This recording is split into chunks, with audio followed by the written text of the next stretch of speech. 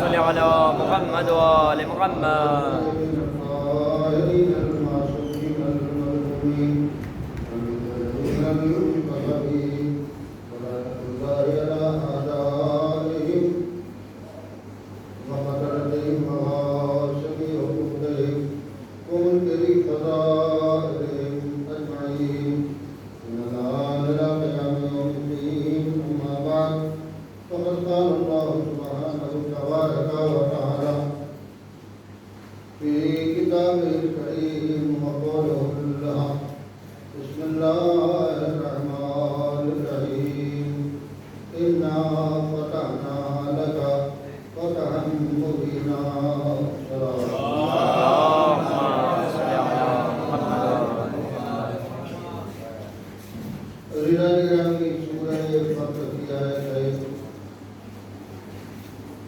اللہ کی کائنات اپنے پیغمبر کو خوشخبری دے رہا ہے، اِنَّا فَتَحْنَا لَكَ فَتَحًا مُبِينًا، ہم نے آپ کو فتح مبین عطا کی۔ لفظ فتح کی بنیاد پر یہ سوچنے کا ہر آدمی کو حق ہے کہ وہ سوچے کہ یہ آیت جنگ بدر کے بعد نازل ہوئی ہوگی، مگر ایسا نہیں۔ جنگ احد کے بعد نازل ہوئی ہوگی، ایسا بھی نہیں۔ جنگ خندق کے بعد نازل ہوئی ہوگی، یہ بھی نہیں۔ جنگ خیبر کے بعد نازل ہوئی ہوگی، جہاں 39 دن تک بھاگنے کے بعد مولا امیر المومنین علیہ السلام کی بدولت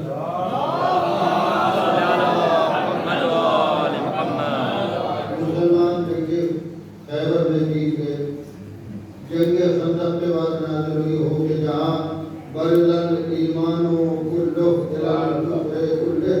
کل ایمان کل کفر کے مقابلے میں جا رہا تھا، مگر کسی جنگ کا نام لینے، کسی غزوے کا نام لینے، یہ آیت وہاں نازل ہوئی تھی۔ کہاں نازل ہوئی؟ یہ نازل ہوئی جب حضور تشریف لے گئے حج کرنے کے لیے یا عمرہ کرنے حج کرنے کے لیے غالباً مکہ معظمہ کچھ لوگوں کے ساتھ، زیادہ نہیں، تھوڑے سے لوگ۔ کفار مکہ مانے ہوئے کہ آپ اس مرتبہ تو حج نہیں کر سکتے، اگلے سال آئیے گا، تو صلح نامہ ترتیب دیا گیا۔ صلح ہوئی، جو یہ صلح ہوئی مقام حدیبیہ میں۔ صلح کی شرطیں طے ہوئی۔ آپ سوچیے کیسی کیسی شرطیں۔ اگر کوئی مسلمان کفار کی طرف آ جائے گا، ان کی گرفت میں آ جائے گا، تو وہ کافر واپس نہیں کریں گے، لیکن کوئی کافر اگر مسلمانوں کے قبضے میں آ جائے گا تو واپس کریں گے۔ سبحان اللہ۔ عجیب شرط ہے، برابری کی شرط ہوتی ہے مگر ایسا نہیں۔ انہوں نے یہ شرط لگائی اور بہت سی شرطیں تھیں۔ آپ اگلے سال آئیں گے، اس سال واپس جائیں گے، اور صاحب شروع ہو گئی، شرطیں طے ہو گئی۔ اب مولا علی علیہ السلام کے ہاتھ میں قلم اور کاغذ دیا گیا کہ بھئی آپ صلح نامہ نہیں کیجیے۔ مولا نے صلح نامہ لکھا اور اس میں لکھا کہ یہ صلح نامہ ہے محمد الرسول اللہ اور کفار مکہ کے درمیان۔ وہی ایک آدمی نے اعتراض کر دیا کہ صاحب ہم اگر ان کو رسول مان لیتے تو ادھر کا ہے دیں گے کہ جزات ہے کا اختلاف ہے سارا، اور ہم آپ کو کیوں روکتے ہیں؟ اسی لیے تو روک رہے ہیں کہ ہم نے ان کو رسول نہیں مانا۔ تو بھائی کیا لکھے؟ کچھ بھی لکھے، یہ نہ لکھے۔ تو رسول نے مولا علی سے فرمایا کہ ایسا کرو، اسے رسول اللہ کو صاف کر دو اور اس کی جگہ ابن عبداللہ نے مولا نے قلم رکھ دیا، کاغذ رکھ دیا کہ میں نے اس ہاتھ سے رسول اللہ نے دیا، میں اس ہاتھ سے اسے کاٹ نہیں سکتا۔ کل ایمان بلا وجہ نہیں کہا جاتا،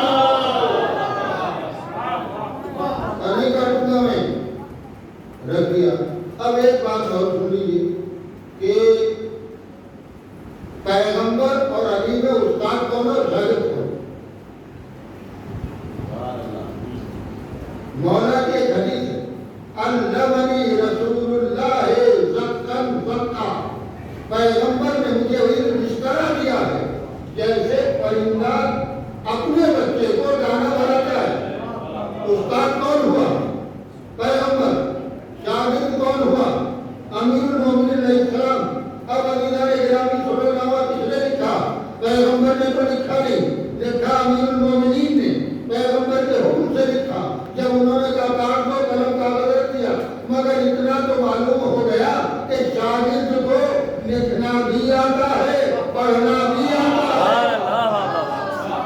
تعجب ہے شاگرد کو لکھنا بھی آتا ہو پڑھنا بھی آتا ہو اور استاد کو نہ لکھنا آتا ہو نہ پڑھنا آتا ہو. عجیب ہے.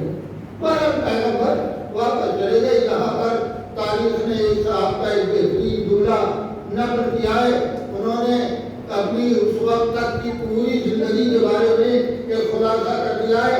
انہوں نے کہہ دیا ہے کہ جیسا شک رسالت پیغمبر میں مجھے آج ہوا اس سے پہلے کبھی نہیں ہوا.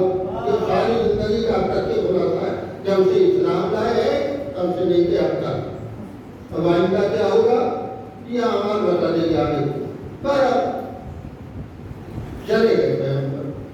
حکم کا اگلے سال رہے گا. پیغمبر اگلے سال جو آئے تو تھوڑے بہت کو لے کر دیا. اب تو اجازت تھی سارے جتنے آ سکتے تھے سب کو لے کے آئے پیغمبر. غالباً 12,000 کی تعداد تھی پیغمبر کے ساتھ.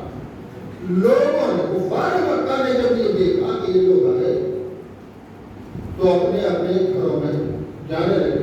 پیغمبر نے کچھ جگہوں کو مخصوص کیا جو یہاں چلا جائے وہ معاف ہو جائے گا، جو وہاں چلا جائے وہ معاف ہو جائے گا. اس میں ایک ابو سفیان کا گھر بھی تھا کہ جو وہاں چلا جائے وہ بھی معاف ہو جائے گا. اب انہیں سب کو ملا. پیغمبر نے ان سے پوچھا جن میں ابو سفیان بھی شامل ہے، ان کا بیٹا بھی شامل ہے، بیٹے بھی شامل ہے.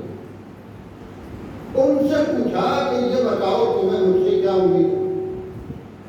کہنے لگے کہ صاحب امید یہ ہے کہ آپ معاف کر دیں.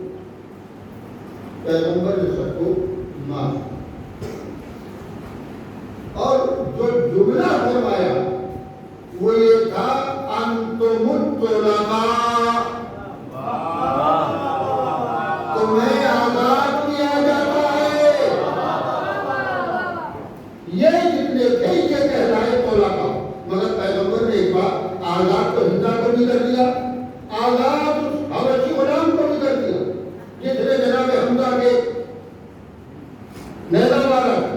ہندا جیسی ناہنجار عورت کو بھی کر دیا جس نے جناب حمزہ کا سینہ چاک کر کے کلیجہ نکال دیا تھا. آزائے عیسیٰ کاٹ کر گلے کا ہار بنایا.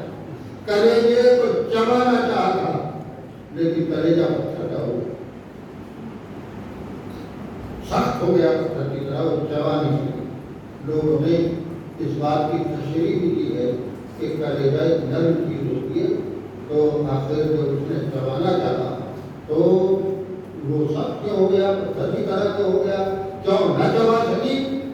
تو علماء نے یہ لکھا ہے کہ اگر وہ چبا لیتی تو وہ اس کے جسم کا حصہ بن جاتا، اور جب جسم کا حصہ بن جاتا تو پھر اسے جہنم میں نہیں ڈالا جا سکتا تھا.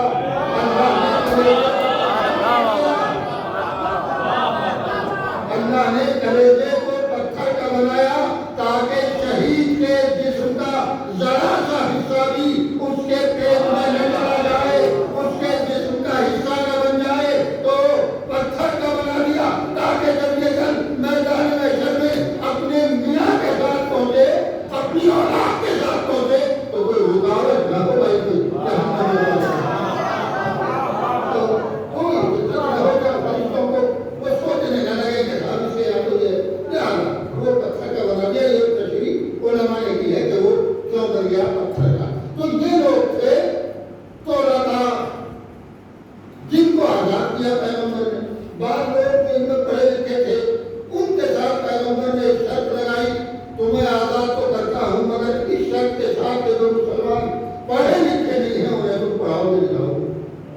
کثرت تھی، جس سے پیغمبر کی نظر میں علم کی اہمیت کا اندازہ ہوتا۔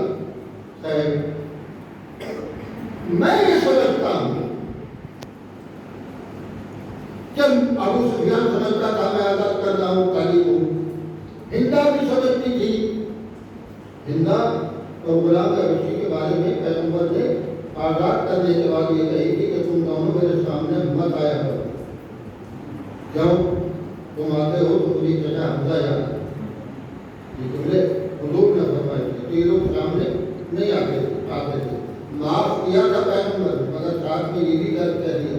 کیوں کہہ دیا نظر؟ جب معاف کر دیا اس کے باوجود کہہ دیا کہ میرے سامنے مت آیا کرو، تو کم سے کم اس سے اس بات کا پیغمبر نے اظہار کر دیا کہ اگرچہ معاف کر دیا ہے مگر کہیں نہ کہیں دل میں میرے ان سے نفرت باقی ہے۔ اس کا مطلب یہ ہے کہ شہیدوں کو قتل کرنے والوں سے انسان کے دل میں نفرت ہونی چاہیے، ضروری ہے۔ یہ عمل پیغمبر کا ہے، انہوں نے ہمیں درس دیا۔ پر شاید بات جب یزید تک پہنچی تو وہ شاید یہ بھول گیا کہ میں طلیب نہ صحیح مگر طلباء کا بیٹا ہوں۔ یہ ہے کہ یزید کو یاد دلایا کیا سمجھتا ہے اے آزاد شدہ لوگوں کے بیٹے، تیرا ہمارا کیا مقابلہ؟ ہم نے آزاد کیا تھا، تیرے باپ کو آزاد کیا تھا، تیرے دادا کو آزاد کیا تھا، تیری دادی کو آزاد کیا تھا۔ لگانے تم جیسے کتنے لوگوں کو آزاد کیا تھا؟ تاریخ میں غالباً 2000 کی تعداد بتائیے کہ جو طلباء جن کو آزاد کیا گیا۔ یہ بیوی کا کارنامہ ہے کہ بیوی نے یزید کو احساس دلایا، زیادہ علومت حکومت کے تخت پہ بیٹھ کے یہ نہ سمجھو کہ کوئی تمہیں کچھ کہہ نہیں سکتا، تمہیں تو وہ عورت بھی کہہ سکتی ہے، وہ زینب بھی کہہ سکتی ہے جس کے بازوؤں میں تم نے رسن ڈلوا دی۔ تم آزاد کردہ لوگوں کے بیٹے، ہم نے آزاد کیا، ہمارے گھرانے نے آزاد کیا، میرے نانا نے تجھے آزاد کیا۔ لیکن عزیزان گرامی، آپ اندازہ لگائیے کہ یہ سب کہنے کے باوجود بھی اگر اس کے یہاں شرمندگی نہیں ہوتی اور وہ شرمندہ نہیں ہوتا تو یہ خون کا اثر ہے، یہ دودھ کا اثر ہے، اسی خاندان کا اثر ہے کہ جس خاندان سے اس کا تعلق ہے۔ تو جناب زینب نے یبن الطلقاء کہنے کے بعد فرمایا لا تمحو ذکرنا، اے آزاد کردہ اور آزاد شدہ لوگوں کے بیٹے، تو ہمارے ذکر کو مٹا نہیں سکتا۔ چاہے جتنی ترکیبیں لگا لے، چاہے جتنی کوشش کر لے، چاہے جتنی محنت کر لے، تو ہمارے ذکر کو مٹا نہیں سکتا۔ ہمارا ذکر مٹنے کے لیے ہے ہی نہیں، اس لیے خدا نے یہ وعدہ کیا ہے کہ تم میرا ذکر کرو، میں تمہارا ذکر کروں گا۔ میرا بھیا سجدے میں سر ٹکا کے اس دنیا سے چلا گیا، اب اگر میرے بھیا کا ذکر مٹ جائے تو اللہ کا وعدہ پورا نہ ہو۔ اب جب اللہ زندہ ہے تو میرے بھیا نے اپنا وعدہ پورا کر دیا، اللہ اپنے وعدے کو پورا کرے۔ لہٰذا یہ مجلسیں ہو رہی ہیں، تعجب مت کیجیے، یہ نوحے پڑھے جا رہے ہیں، تعجب مت کیجیے، یہ ماتم ہو رہا ہے، تعجب مت کیجیے، یہ جلوس نکل رہے ہیں، یہ تازیہ اٹھ رہا ہے، یہ سلطنہ نکل رہے ہیں، یہ تابوت برآمد ہو رہے ہیں، تعجب مت کیجیے، یہ وعدہ ہے پروردگار ہے جو پورا ہو رہا ہے۔ یہ اللہ کا وعدہ جو پورا ہو رہا ہے۔ بس عزیزان گرامی، زینب نے یزید کو للکارا، ہمارے ذکر کو تو کبھی نہیں مٹا سکتا۔ اور عزیزان محترم، جو خطبہ زینب دے چکی تھی اور اس کے بعد جب زینب کو رہا کیا گیا تو زینب نے یزید سے کہا پہلے مقام علی کرا، جس سے کہا تھا لا تمحو ذکرنا، تو ہمارے ذکر کو مٹا نہیں سکتا، اسی سے کہا ایک مقام شامل کرا، میں اپنے بھیا کا ماتم کروں گی، خالی ہوا. زینب نے ماتم کیا اور جس شام میں کہا تھا یزید لا تمہو ذکرنا وہی ذکر حسین کی مجلس قائم. یہ زینب کا کارنامہ ہے اور یہ کارنامہ وہ ہے جو قیامت تک زندہ رہے گا. اور سب کو جو حسین کو یاد کرتے جو ذکر حسین کرتے انہیں زینب کا یہ احسان ہمیشہ یاد رکھنا چاہیے کہ زینب نے یہ کرم کیا ہے, یہ احسان کیا ہے کہ ہم تک مجلس حسین پہنچائی ہے. لہذا مجلس حسین کی قدر کرنی چاہیے. بڑی عظیم فرض سے ادا ہوتی ہے. اس کی قیمت فرض کی سے طے نہیں ہوتی کہ آپ نے قالین بچھائے تھے, خالی اور دیوار کا فرش بچھایا تھا, اس سے طے نہیں ہوتی. اس کی قیمت خلوص قلب سے طے ہوتی, دل کے خلوص سے طے ہوتی. اس کی قیمت مجموعے کی کثرت سے بھی طے نہیں ہوتی. اس کی قیمت خلوص سے طے ہوتی. بس عزیزان گرامی سن لیجیے مسائل کے دو چار کرے. زینب نے بڑی محنت کی ہے, ہمیشہ زینب کو یاد رکھیے. زینب نے تب مجلس کی ہے حسین کی کہ جب رہائی کی خوشخبری سن کر کوئی شاید بھول گیا ہو, مگر زینب اپنے بھیا کو نہ بھولے. کیوں؟ اس لیے کہ زیادہ محرم اپنے ہاتھوں پر حسین کی لاش کو اٹھا کر ایک بات کی کہی, انتا کیا تمہیں نہ پڑی؟ اور سوچیے کہ یہ جملہ کیوں کہا زینب؟ یہ اس لیے کہا کہ گھوڑوں سے پامال گزارنے کے بعد لاش کی کیفیت یہ تھی کہ زینب پہچان نہیں سکی. پوچھا انتا بھی, اس کے بعد اللہ کو خطاب کیا اور وہ دیا تقبل هذا القربان, خدایا ہماری اس قربانی کو قبول کرو. اس کے بعد مدینے کا وعدتار اے میرے نانا صلی اللہ علیہ کا ملیک السما, آپ کے اوپر آسمان کے فرشتوں نے نماز پڑھی مگر آئے آپ کا نوازا بے دوروں کا من پڑا. بس ابھی ہو. اور یہاں زینب حسین سے وعدہ کرتی ہوئی تھی کربلا میں تیرے ذکر کو لے کے شام جاؤں گی. آپ یقین جانیں اگر زینب نہ ہو, اگر سید سجاد نہ ہو, اگر یہ لٹا ہوا قافلہ نہ ہو تو کربلا میں دفن ہو سکتی ہے. قتل حسین اور شہادت حسین اور شہید حسین کربلا میں دفن ہو جاتے ہیں. یہی نصیحوں کا کارنامہ ہے. ایک پہلے دوسرے تک پہنچایا کربلا کو, پھر شام تک پہنچایا اور شام میں پہنچانے کے بعد پھر جو کربلا پھیلی ہے تو پوری دنیا میں پھیل گئی. یہ اسیروں کا قافلہ پہنچا دربار یزید, سر رکھے ہوئے ہیں یزید کے سامنے. وہاں 700 حبشی جوانوں کے بعد 700 کرسی نشینوں کا مجمع ہے. عزیزوں, روم کا سفیر ہے. سنیے دو چار کے طرح سے رشتہ. روم کا سفیر ہے. روم کا سفیر یزید سے کہتا ہے حاکم یہ سب کس کے ہیں؟ کئی حسین ابن علی کا سر ہے. کہا وہی حسین جو تمہارے نبی کا نام تھا. کہاں وہی؟ کہ یزید ایک بات ہے, میں جناب عیسیٰ کے حواریوں میں سے ایک کی 70ویں نسل میں ہوں, مگر تجھے معلوم ہے میری قوم کتنا احترام کرتی ہے. میں جب کہیں سے گزرتا ہوں تو لوگ میری قوم کے لوگ میرے قدموں کے نیچے کی خاک اٹھا کر بطور سرما استعمال کرتے ہیں. یزید تمہارے نبی کا تو ابھی تک بھی پیدا نہیں ہوا, تم نے ان کی اولاد کی یہ قدر کی ہے کہ 3 دن کا بھوکا پیاسا قتل کر دیا اور سروں کو کاٹ دیا, اولاد کو قیدی بنا دیا.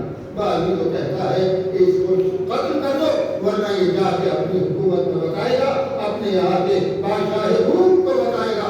تو ہم اس کو قتل کرنے کے لیے جب لے جانے لگے بآخری فکرہ عزیزوں تو اس نے کہا یزید اب ایک بات اور بس عزیزوں ختم مجلس ایک بات اور سنیے کہ رات جب میں سویا تو میں نے خواب میں دیکھا کہ تمہارے نبی میرے پاس آئے اور آگے مجھے جنت کی بشارت دی کہ تجھے جنت مبارک ہو۔ میں خواب سے کیوں گیا؟ میں سوچنے لگا یہ تو مسلمانوں کا نبی ہے، یہ مجھے جنت کی بشارت کیوں دے رہا ہے؟ مگر یہ اب میری سمجھ میں آیا تمہارا نبی مجھے جنت کی بشارت کیوں دے رہا تھا۔ میں ایمان لاتا ہوں، اشہد ان لا الہ الا اللہ، اشہد ان محمد رسول اللہ، لے گئے اسے قتل کر دیا، سرطن سے جدا کر دیا، سید سجاد نے درخت پہ کربلا کر اٹھ دیا۔ بابا آپ کے غم میں شہید ہو جانے والوں میں ایک اور کا اضافہ ہو گیا۔ اے بابا جو بھی آپ کا نام احترام سے لیتا اسے شہید کر دیا جاتا ہے۔ بابا مصیبتوں کا امتحان ہے، وَسَيَعْلَمُ الَّذِينَ ظَلَمُوا أَيَّ مُنقَلَبٍ يَنقَلِبُونَ